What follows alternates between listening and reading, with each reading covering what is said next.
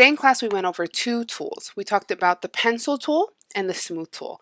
And for today's activity, we're going to put those both into practice so you can get comfortable utilizing them. Now the smooth tool is really nice because it can be hard to draw really steady-handedly with digital work unless you have like a stylus pen.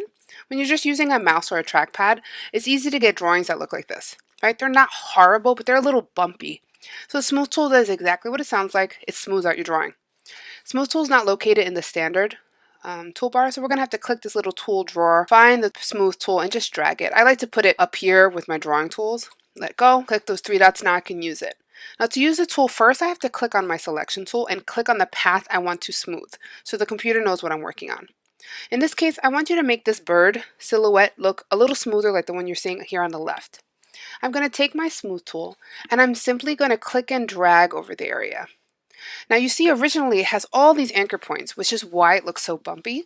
But with the smooth tool, I can click and drag and it's just going to remove some of those points. That's what the tool is technically doing to make your image look a lot smoother. And the more you click over the same space, the more it's going to smooth it out. You're going to end up smoothing out this bird and this little bat here, so it looks a little bit smooth like the ones here on the left. Now part two has you working with the pencil tool to draw some really simple shapes. Even if you're not a good traditional drawer, it's pretty easy to use the pencil tool with the right settings. So for the best results, we want to go to our pencil tool, which is located with our paintbrush right here. The letter N is the quick way to pull it up.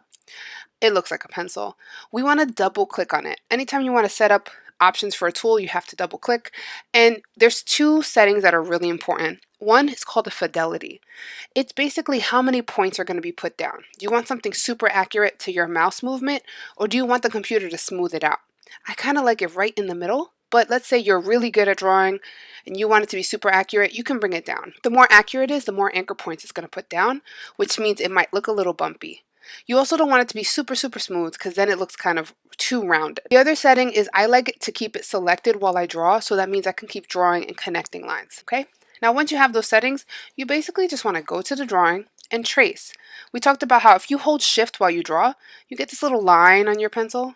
Your line will be a lot straighter. Now let's say you let go of your mouse, which is probably what you do in this instant because you're about to draw in another direction. In order to continue your line, you want to make sure your mouse is right over the last point. You get that little slash next to your pencil. I can hold shift again and get a nice line. I can even hold shift to get 45-degree angles, which is kind of nice. And here we go. I'm just going to make my whole shape. Now to close my shape, I just have to make sure I go back, hover my mouse over the last point, get that little circle.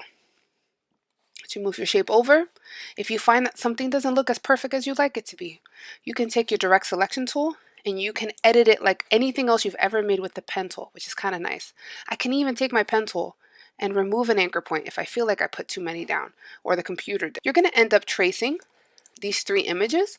This one's a mixture of curve and straight, and again, if you're not the greatest artist, you're just trying to match your mouse as close as you can. I'm purposely not being super precise, getting close, and I can always edit the lines after. The main part of today, you getting creative, will be creating these little bunnies. When you draw over the bunnies, you're just tracing them just like everything else. Even if you're not a good artist, tracing's kind of easy in the sense, clicking, dragging, trying to get some of these lines.